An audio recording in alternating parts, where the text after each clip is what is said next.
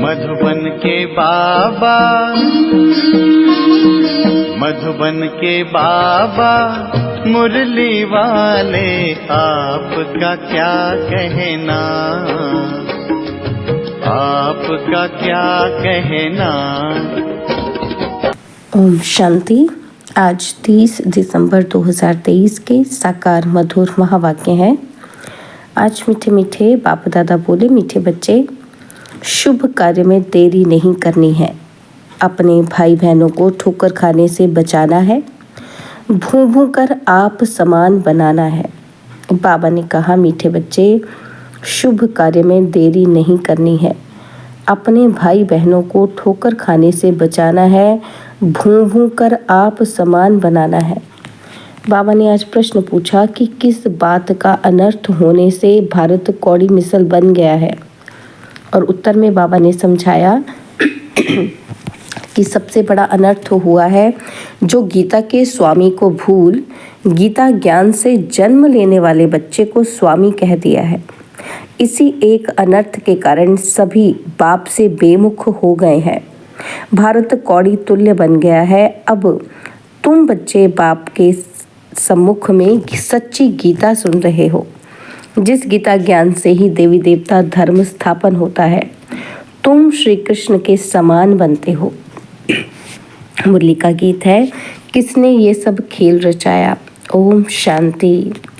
ब्राह्मण कुल भूषण बच्चे समझ गए हैं कि बरोबर हमको स्वर्ग में बहुत अपरंपार सुख थे। हम बहुत खुशी में थे। हम जीवात्माएं स्वर्ग में बहुत मस्ती में थे। फिर क्या हुआ? रंग रूप की माया आकर चटकी। विकारों के कारण ही इसको नर्क कहा जाता है। नर्क तो सारा है।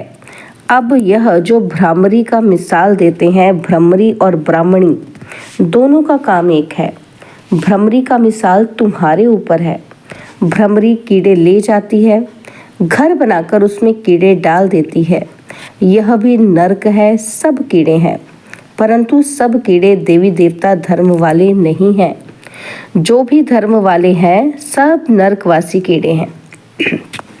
अब देवी देवता धर्म के कीड़े कौन हैं, ये कैसे पता पड़े कि यह ब्रह्मावंशी ब्राह्मणियां हैं जो बैठ भूं भूं करती हैं। जो देवता धर्म के होंगे वही ठहर सकेंगे, जो नहीं होंगे ठहरेंगे ही नहीं।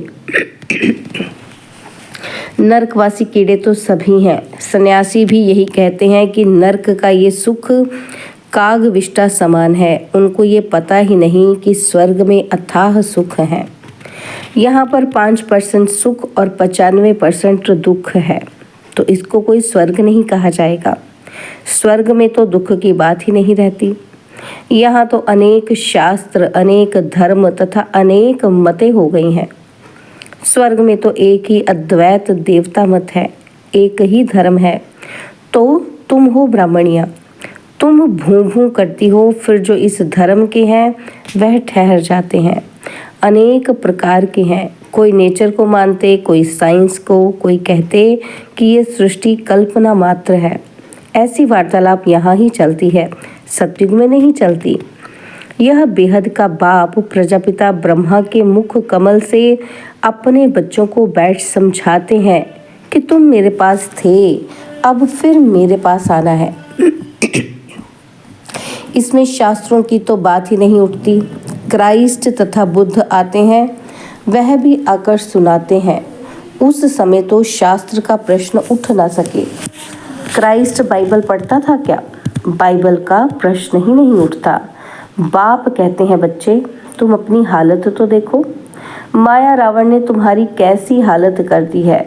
समझते भी हैं कि हम आसुरी रावण संप्रदाय हैं।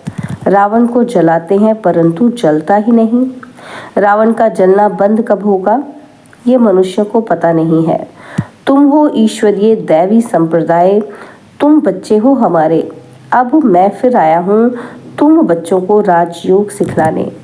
अनेक धर्म हैं, उनमें से निकालने में कितनी मेहनत लगती है। गीता भी कहाँ से आई? आदि सनातन धर्म जो था उनकी निशानियाँ कहाँ से निकली, जो फिर ऋषि मुनियों ने बैठ बनाई, जो अब तक सुनते आए हैं। वेद किसने गाए? वेदों का बाप कौन है? बाप कहते हैं कि गीता का भगवान मैं हूँ।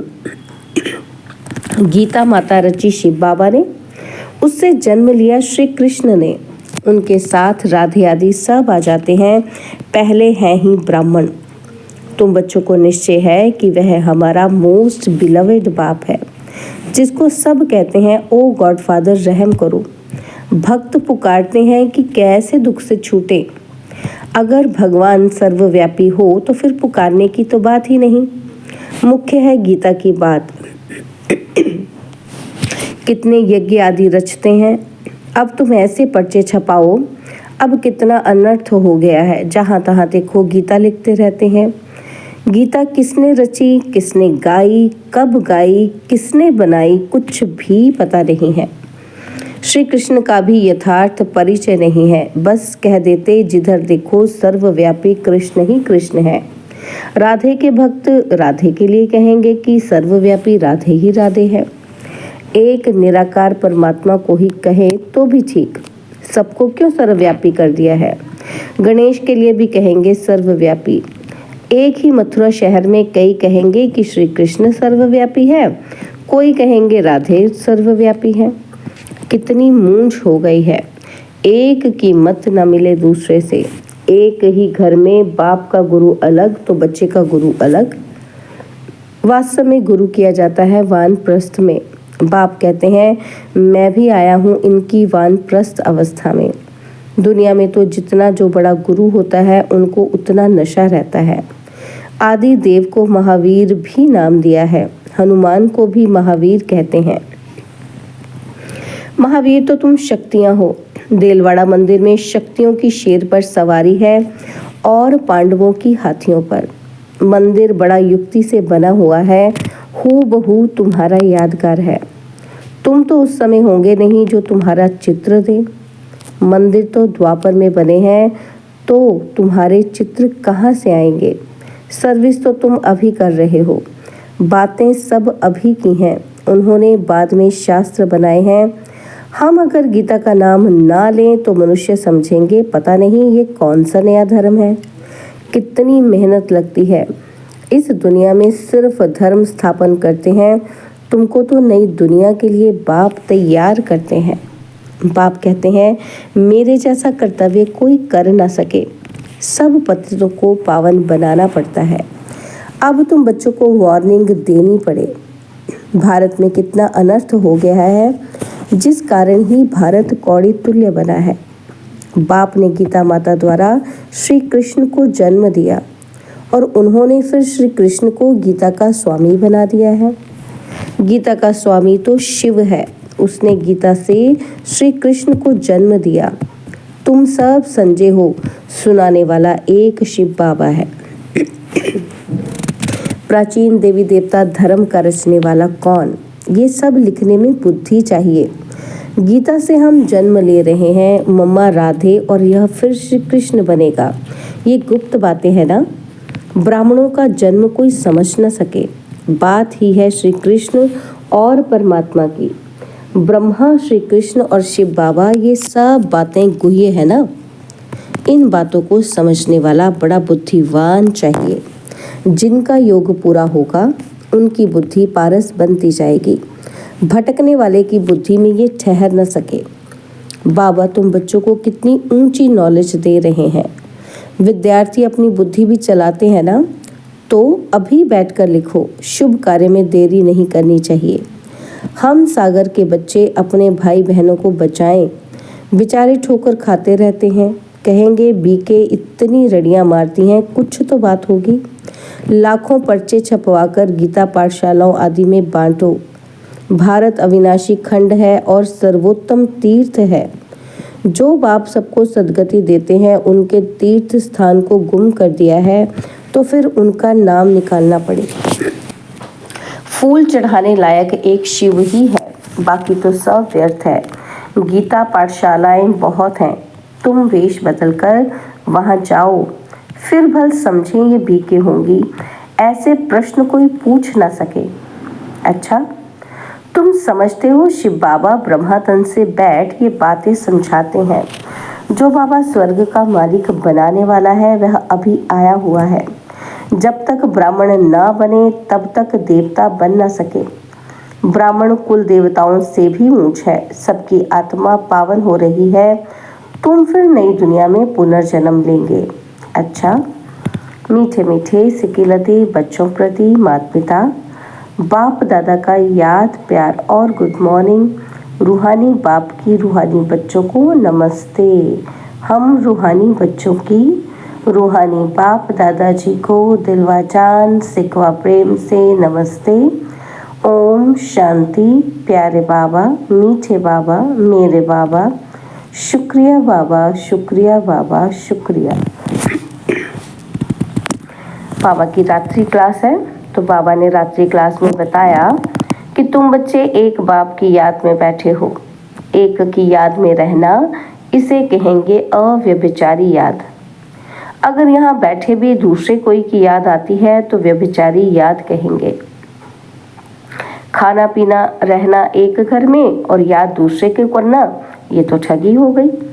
भक्ति भी जब तक एक शिव बाबा की करते हैं तब तक अव्यभिचारी भक्ति हुई। फिर औरों को याद करना, यह व्यभिचारी भक्ति हो जाती है।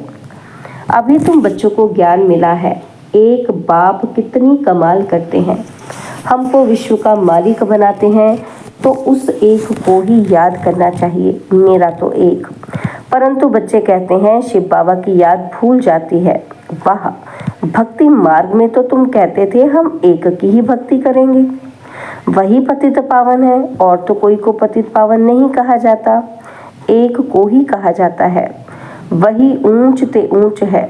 अभी तो भक्ति की बात ही नहीं, बच्चों को ज्ञान है, ज्ञान सागर को याद करना है। भक्ति मार्ग में कहते हैं आप आएंगे तो हम आपको ही याद करेंगे। तो ये बातें याद करनी चाहिए। हर एक अपने से पूछे, हम एक बाप को याद करते हैं या अनेक मित्र संबंधियों आदि को याद करते हैं। एक बाप से ही दिल लगानी है। अगर दिल और तरफ गई तो याद व्यभिचारी हो जाती है। बाप कहते हैं बच्चे मामे कम याद करो, फिर वहाँ तुम्हें दैवी संबंधी मिलेंगे। नई दुनिया में सभी नए मिलेंगे। तो अपनी जांच रखनी है कि हम किसको याद करते हैं। बाप कहते हैं तुम मुझ पारलौकिक बाप को याद करो, मैं ही पतित पावन हूँ। कोशिश कर और तरफ से बुद्धि योग हटाकर बाप को याद करना है। जितना याद करेंगे उतना ही पाप कटेंगे। ऐसा नहीं कि जितना हम याद करेंगे उतना बाबा भी याद करेंगे।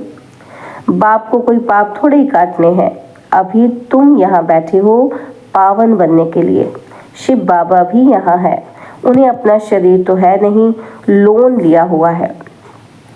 तुम्हारी बाप से प्रतिज्ञा की हुई है, बाप आएंगे तो हम आपके बन नई दुनिया के मालिक बनेंगे।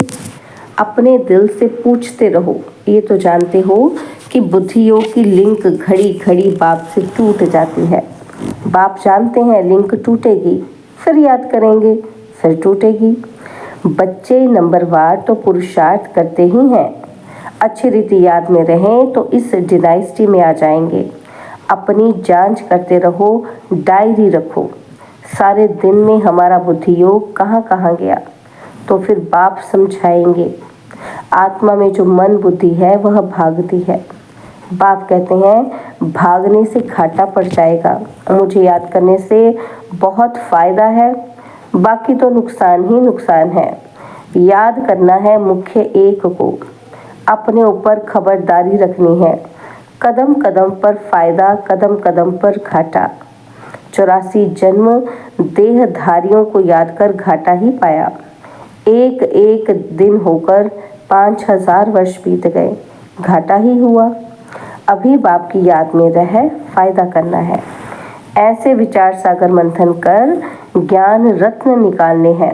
बाप की याद में एकाग्र चित्त हो लगना है। कई बच्चों को कौड़ियाँ कमाने की चिंता रहती है, माया धंधे आदि के विचार ले आती है। धनवान को तो बहुत विचार आते हैं, बाबा क्या करे, बाबा का कितना अच्छा धंधा था, धक्के आदि खाने की दरकार ही नहीं थी। कोई व्यापारी आता था तो मैं पूछता था पहले ये तो बताओ व्यापारी हो या एजेंट हो। तुम्हें धंधा आदि करते बुद्धि का योग बाप से रखना है। अभी कलयुग पूरा हो सतयुग आता है। पतित तो सतयुग में जाएंगे ही नहीं। जितना याद करेंगे उतना ही पवित्र बनेंगे। प्योरिटी से धारणा अच्छी होगी। पतित ना याद कर सकेंगे ना धारणा होगी। कोई को तकदीर अनुसार समय मिलता है, पुरुषार्थ करते हैं। कोई को समय ही नहीं मिलता, याद ही नहीं करते। जिसने जितनी कोशिश कल्प पहले की है उतनी करते हैं। हर एक को अपने से मेहनत करनी है। कमाई में घाटा पड़ता था तो आगे कहते थे ईश्वर की इच्छा, अभी कहते हैं ड्रामा। जो कल्प पहले हुआ है वह होगा। ऐसे नहीं अभी 4 घंटा याद करते हो तो दूसरे कल्प में जास्ती करेंगे, नहीं। शिक्षा दी जाती है, अभी पुरुषार्थ करेंगे तो कल्प कल्प अच्छा पुरुषार्थ होगा। तो जांच करो कि बुद्धि कहाँ कहाँ जाती है। मल युद्ध में बड़ी खबरदारी रखते हैं। अच्छा, रूहानी बच्चों को रूहानी बाप दादा का याद प्यार और गुड नाइट। रूहानी बच्चों की रूहानी बाप दादाजी को दिलवा जान सिकवा प्रेम से नमस्ते। ओम शांति। प्यारे बाबा, मीठे बाबा, मेरे बाबा, शुक्रिया बाबा, शुक्रिया बाबा, शुक्रिया। धारणा के लिए मुख्य सार है। पहला पॉइंट है, बुद्धिमान बनने के लिए याद से अपनी बुद्धि को पारस बनाना है। बुद्धि इधर उधर भटकानी नहीं है। बाप जो सुनाते हैं उस पर ही विचार करना है। सेकंड पॉइंट है, भ्रमरी बन भूं भूं कर नरकवासी बने हुए कीड़ों को देवी देवता बनाने की सेवा करनी है। शुभ कार्य में देरी नहीं करनी है। अपने भाई बहनों को बचाना है। पहला पॉइंट था, बुद्धिमान बनने के लिए याद से अपनी बुद्धि को पारस बनाना है। बुद्धि इधर उधर भटकानी नहीं है। बाप जो सुनाते हैं उस पर ही विचार करना है। और सेकंड पॉइंट है, भ्रमरी बन भूं भूं कर नरकवासी बने हुए कीड़ों को देवी देवता बनाने की सेवा करनी है। शुभ कार्य में देरी नहीं करनी है। अपने भाई बहनों को बचाना है। बाबा ने वरदान दिया, समानता की भावना होते भी हर कदम में विशेषता का अनुभव कराने वाले विशेष आत्मा भव। समानता की भावना होते भी हर कदम में विशेषता का अनुभव कराने वाले विशेष आत्मा भव। हर बच्चे में अपनी अपनी विशेषताएं हैं। विशेष आत्माओं का कर्म साधारण आत्माओं से भिन्न है। हर एक में भावना तो समानता की रखनी है, लेकिन दिखाई दे कि ये विशेष आत्माएं हैं। विशेष आत्माएं अर्थात विशेष करने वाली, सिर्फ कहने वाली नहीं। उनसे सबको फीलिंग आएगी कि यह स्नेह के भंडार हैं। हर कदम में, हर नज़र में स्नेह अनुभव हो, यही तो विशेषता है। स्लोगन है, सृष्टि की कयामत के पहले अपनी कमियों और कमजोरियों की कयामत करो। सृष्टि की कयामत के पहले अपनी कमियों और कमजोरियों की कयामत करो। ओम शांति। और अब यह एक बहुत अच्छी वीडियो भी जरूर देखें।